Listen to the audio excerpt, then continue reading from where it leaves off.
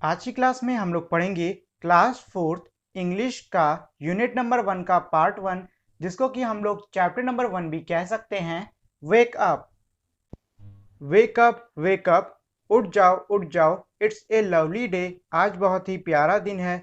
O please get up. अरे अब उठ भी जाओ। And come and play. और आओ और खेलो। The birds are singing in the tree. चिड़ियाएं पेड़ पर गा रही हैं। And you can hear the buzzing bees. और तुम भुनभुनाते हुए भौरों को भी सुन सकते हो। इसमें वेक का मतलब होता है उठना, लवली का मतलब होता है प्यारा, डे का मतलब होता है दिन, प्लीज का मतलब होता है कृपया, गेट अप का मतलब होता है उठना, कम का मतलब होता है आना, एंड का मतलब होता है और, प्ले का मतलब होता है खेलना, बर्ड्स का मतलब होता है चिड़िया, सिंगिंग का मतलब होता है गाना, ट्रीज का मतलब होता है पेड़, हियर का मतलब होता है सुनना, और बजिंग का मतलब होता है भुनभुनाना। वेक अप, उठ जाओ, उठ जाओ। It's a lovely day. ये बहुत ही प्यारा दिन है। Oh please get up. अरे अब उठ भी जाओ। And come and play. और आओ खेलें। It's much too late to lie in the bed. अब बिस्तर में लेटने के लिए बहुत देर हो गई है। सो हरी अप, तो जल्दी आओ यू स्लीपी हेड। तुम सोते हुए व्यक्ति। इसमें लेट का मतलब होता है देर, लाई का मतलब होता है लेटना, बैड का मतलब होता है बिस्तर, हरी अप का मतलब होता है जल्दी करो, और स्लीपी का मतलब होता है सोने वाला या फिर जो सो रहा हो उसको हम कहते हैं स्लीपी। अब देखिए ये जो वर्ड है स्लीपी हेड, ये वर्ड उन लोगों के लिए इस्तेमाल किया जाता है जो कि ऐसे नहीं होते हैं कि जब उठते हैं तो उठने के बाद में काफी नींद नींद में रहते हैं। तो जो लोग नींद में रहते हैं उनको हम स्लीपी हेड कहते हैं। वॉश एंड ड्रेस, अपने हाथ मुंह धो लो और कपड़े वपड़े पहन लो। एंड कम आउट, और बाहर आओ। Everyone is up and about, हर कोई उठ गया है और अपना अपना काम करने लग गया है। The cows, the horses, the ducks and the sheeps, जो गाय हैं वो उठ गई हैं, घोड़े हैं वो उठ गए हैं, बत्तखें भी उठ गई हैं, भेड़ें भी उठ गई हैं। The tiniest chicken, cheep cheep cheep wake up, और जो छोटे छोटे चूजे होते हैं वो भी उठ के अब चू चू चू और चिप चिप चिप करने लग गए हैं। तो अब तुम भी उठ जाओ। इसमें वॉश का मतलब होता है धोना, ड्रेस का मतलब होता है कपड़े। लेकिन इस पोएम में जो वॉश एंड ड्रेस एक साथ इस्तेमाल किया गया है इसका मतलब ये है कि उठ जाओ, हाथ मुंह धो और कपड़े वपड़े पहन के रेडी हो जाओ। कम ऑन आउट का मतलब होता है बाहर आ जाओ। एवरीवन का मतलब होता है हर कोई। काऊ मतलब गाय, हॉर्स मतलब घोड़ा, डक मतलब बत्तख, शीप मतलब की भेड़, चिकन मतलब मुर्गी, और टाइनिएस्ट चिकन का मतलब हो गया जो मुर्गी के छोटे छोटे बच्चे होते हैं उनकी बात कर रहे हैं। और इस कविता के राइटर हैं मिस्टर सी फ्लेचर। और आगे बढ़ने से पहले मैं आप लोगों से एक रिक्वेस्ट करना चाहूंगा, वो है ये कि अगर आप लोगों ने अब तक इस वीडियो को लाइक और शेयर नहीं किया है तो इस वीडियो को लाइक और शेयर कर दें। और अगर आप मेरे चैनल पर नए हो तो इसे सब्सक्राइब करके बेल आइकन को भी दबा दें, जिससे कि आपको मेरे चैनल के सारे अपडेट्स जल्द से जल्द मिल सकें। तो ये तो हो गई इस कविता की मीनिंग। अब इस पोएम में कुछ क्वेश्चन आंसर्स भी हैं, आइए हम उनको भी कर लेते हैं। तो इसमें क्वेश्चन नंबर 1 है, what do you think bird says to each other in the morning. इसका मतलब ये है कि आप क्या समझते हो कि चिड़ियाएं एक दूसरे से सुबह के समय में क्या कहती होंगी। तो इसका आंसर आप लिख सकते हो, the birds are singing and saying good morning to each other. मतलब ये है कि जो चिड़ियाएं हैं वो सुबह उठ के गाना गाने लगती होंगी और एक दूसरे से बोलती होंगी गुड मॉर्निंग, मतलब कि सुप्रभात। इसके बाद अगला क्वेश्चन है, हु आर ऑलरेडी अवेक। मतलब यह है कि अब कौन कौन, मतलब बच्चे से भी पहले से ही कौन कौन उठा हुआ है। तो बर्ड्स, क्योंकि चिड़ियाएं गा रही हैं तो सीधी सी बात है वो उठ गई होंगी। एंड बीस, क्योंकि वो भी भुनभुना रहे थे, तो the birds and the bees are awake.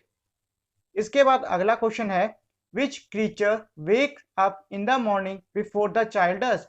इसका मतलब यह है कि बच्चे के उठने से पहले कौन कौन से ऐसे जीव हैं जो कि उठ गए हैं। तो वो जीव हैं हमारे cow, horse, duck, sheep and the tiniest chicken. मतलब कि गाय, घोड़ा, बत्तख, भेड़ और छोटे छोटे मुर्गियां, तो ये सब बच्चे के उठने से पहले उठ गए हैं। इसमें अगला है लेट्स लिसन। तो देखिए इसमें ये कह रहे हैं सबसे पहले कि listen to the song of birds, मतलब जो चिड़ियों का गाना है उसको सुनो। और चिड़िया जो हमारी चूचू चीची करती रहती हैं, जो आवाज निकालती रहती हैं, उन्हीं को हम चिड़ियों का गाना कहते हैं। तो वही कह रहे हैं कि आपको जो चिड़ियों की आवाज है उनको सुनिए। Say the words boy and bee, और उसके बाद जो वर्ड है बॉय और बी इसको बोलो। Listen to the bee sound in, अब ये कह रहे हैं कि जिस तरीके से बॉय और बी में हमारा बी वाला जो साउंड है वो आ रहा है, उसी तरीके से आपको बी का साउंड इन नीचे दिए हुए वर्ड्स में भी सुनना होगा। और हमारे वर्ड्स हैं बिग, बबल, बिन, बैग, ब्लू, ब्लो, ब्लैक। अब देखिए इस सभी में जो बी का साउंड था वो हमारा सेम था। इसके बाद है लिसन टू द बेबीज चिक, मतलब जो छोटा सा हमारा मुर्गी का बच्चा नहीं होता है उसकी आवाज को सुनो। तो यहाँ पे लिखा है चिप चिप चिप, जो कि वो इसी तरीके से आवाज निकालता है। अगला है हमारा लेट्स लिसन एंड टॉक, मतलब कि इन चीज़ों को सुनो और इन पे चर्चा करो। Go for a morning walk, और कह रहे हैं कि आप सुबह की सैर के लिए कभी निकलो। देखिए सुबह की सैर हमको नॉर्मली भी करनी चाहिए क्योंकि वो हमारे सेहत के लिए काफ़ी अच्छी होती है। तो अगर आप सुबह जल्दी उठ जाते हो और आपको टाइम मिलता है सुबह सुबह, तो आपको सुबह की सैर के लिए ज़रूर जाना चाहिए। अब उसके बाद ये कह रहे हैं listen to the sound you hear like rustling of leaves, wind blowing, chirping of birds, sounds of footsteps. इसका मतलब ये है कि जब आप सुबह की सैर पे निकलते हो तो अब आप इन सभी साउंड को सुनो, मतलब सुनने की कोशिश करो। वैसे तो आप सुनोगे ही, लेकिन थोड़ा ध्यान से सुन लेना। जैसे कि पत्तियों की खड़खड़ाने की आवाज़, मतलब ये है कि जब हवा किसी पेड़ के पास से गुजरती है तो जैसे पत्तियों में नहीं ऐसे सड़सड़ सड़सड़ से थोड़ी सी आवाज आती है, तो उसकी बात कर रहे हैं। विंड ब्लोइंग, और जब हवा आपके कान के बगल से निकलती है तो उसकी भी हल्की हल्की आवाज आती है। चर्पिंग ऑफ बर्ड्स, जो चिड़ियों की चू चू करने की आवाज आती है उसको भी सुनो। एंड साउंड्स ऑफ फुटस्टेप, अब सीधी सी बात है सुबह आप अकेले तो सैर पे निकलोगे नहीं, काफी लोग होंगे आपके साथ में। तो वो लोग जब चलते हैं तो उनके पैर से पैरों के खटपट खटपट की आवाज आती है। तो इन सभी साउंड को सुनने के लिए ये इसमें कह रहे हैं। इसके बाद है imagine that a cow, a horse, a duck and a chicken are meeting for a morning meal, what would they say to one another, talk about it. इसका मतलब ये है कि इमेजिन करो, मतलब कि ऐसा सोचो कि एक गाय, घोड़ा, बत्तख और मुर्गी सुबह के खाने पे मिल रहे हैं। मतलब जैसे नहीं हम लोग घर में बैठ के खाना खाते हैं, वैसे ही ये कह रहे हैं कि ये सारे जानवर सुबह के खाने के लिए मिल रहे हैं।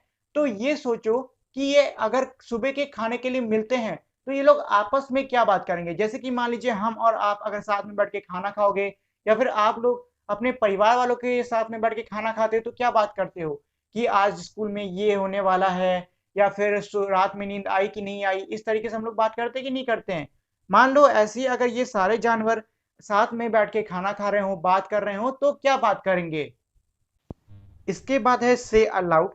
अब देखिए इसमें एक टंग ट्विस्टिंग, मतलब कि जीव को घुमा देने वाली एक बहुत ही मजेदार कविता दी हुई है। चलिए उसको पढ़ लेते हैं। बेटी brought a bit of butter, मतलब यह है कि एक लड़की है बेटी, जो कि मतलब जिसने कि कहीं से थोड़ा सा बटर लिया है, मतलब bit of butter. But the bit of butter that बेटी ब्रॉट वॉज बिटर, लेकिन जो उसने छोटा सा हमारा बटर का टुकड़ा लिया था वो कैसा है, वो बिटर है, मतलब कि कड़वा है।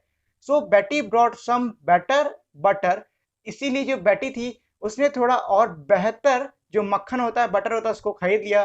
To make the bitter butter better, ताकि वो जो कड़वा सा मक्खन है वो थोड़ा बेहतर हो सके। अब देखिए काफी कितनी टंग ट्विस्टिंग और मजेदार कविता है ये। बेटी, ब्रॉड, बिट, बटर और बेटर, और ये सारे वर्ड्स हैं, मतलब कमाल की कविता है, कुछ भी कहिए।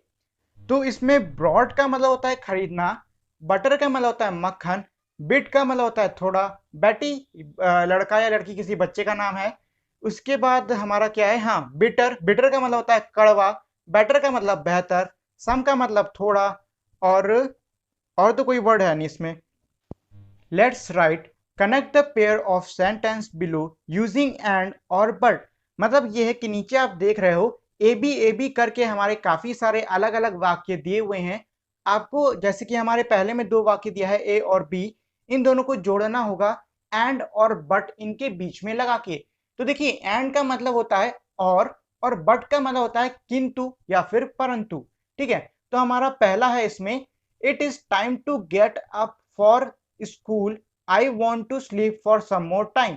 अब देखिए क्या है कि इसमें पहले तो कोई कह रहा है कि अब स्कूल के लिए जाने का समय हो गया है, मतलब स्कूल के लिए उठने का समय हो गया है। लेकिन नीचे वाला कह रहा है लेकिन मैं अभी थोड़ा और सोना चाहता हूं। तो देखिए क्या है कि पहले वाले वाक्य में, मतलब जो हमारा पहले वाला सेंटेंस है उसमें पॉजिटिव बात हो रही थी, लेकिन जो वो नीचे वाला सेंटेंस है वो हमारा कहीं ना कहीं पहले वाले की अवहेलना कर रहा है, मतलब पहले वाले के थोड़े से खिलाफ में है। तो यहाँ पे हम बट लगा देंगे। ऐसे भी इसको आप समझ सकते हो, it is time to get up for school, मतलब कि अब स्कूल जाने के लिए उठने का समय हो गया है। I want to sleep some more time, लेकिन मैं और सोना चाहता हूं। तो इसमें हम किस वर्ड का यूज करेंगे, लेकिन, किंतु का। ठीक है, तो वो वर्ड हमारा हो गया बट, तो इसमें लगा दो बट। तो इस तरीके से सेंटेंस बन जाएगा, it is time to get up for school but I want to sleep for some more time. ठीक है, ऐसे ही हमारा दूसरा है, Sheela got some chocolate for her birthday. अगला है इसमें, she got some new clothes too, मतलब ये है कि शीला ने अपने जन्मदिन के लिए कुछ चॉकलेट खरीदी। उसके बाद क्या है कि उसने अपने जन्मदिन के लिए ही कुछ कपड़े भी खरीदे। तो उसने इसमें क्या कही जा रही कि दो चीजें हैं जो कि शीला ने अलग अलग खरीदी हैं। तो ये दो चीजें हमारी एक साथ भी रखी जा सकती हैं। तो इसमें हम एंड का यूज कर लेंगे, Sheela got some chocolate for her birthday and she got some new clothes too, मतलब शीला ने अपने जन्मदिन के लिए कुछ चॉकलेट खरीदी और साथ ही में उसने अपने जन्मदिन के लिए कुछ नए कपड़े भी खरीदे। ऐसे ही अगला है, everyone has gone to sleep, मतलब हर कोई अब सोने के लिए चला गया है। I want to read my book, मैं अपनी किताब पढ़ना चाहता हूँ। तो इसमें क्या कहा जा रहा है कि कोई व्यक्ति है जो कि कह रहा है कि आप सब लोग तो सोने के लिए चले गए हैं, लेकिन मैं अब भी अपनी किताब पढ़ना चाहता हूँ। तो इसमें कौन सा वर्ड यूज हो रहा है, वो क्या है हमारा लेकिन, मतलब कि बट, यानी कि everyone has gone to sleep but I want to read my book.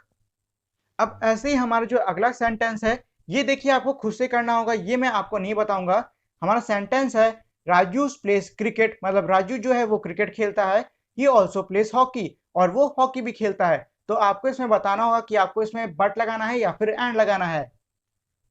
इसके बाद अगला है इसमें, fill in the blanks according to the examples given below, मतलब ये है कि जो खाली जगह है उसको आपको भरना होगा नीचे ही दिए हुए उदाहरणों की मदद से। तो चलिए सबसे पहले वाला देख लेते हैं। पहले वाला क्या है हमारा, टाइनी, टाइनियर और टाइनिएस्ट, मतलब छोटा और सबसे ज्यादा छोटा। टाइनी का मतलब होता है छोटा, टाइनियर का मतलब होता है और छोटा, और टाइनिएस्ट का मतलब होता है सबसे ज्यादा छोटा। ऐसे नीचे दिया है बिग, और फिर खाली जगह है, और उसके बाद है बिगेस्ट, मतलब कि हमें क्या दिया हुआ है, बड़ा और सबसे बड़ा। तो हमारे बीच में क्या आएगा, और बड़ा, जो कि हो जाएगा हमारा बिगर। इसी तरीके से स्लीपी, स्लीपियर और स्लीपीएस्ट, मतलब कि स्लीपी यानी हल्की हल्की नींद लग रही है, और स्लीपियर और ज्यादा नींद लग रही है, और स्लीपिएस्ट एकदम बुरी वाली नींद लग रही है।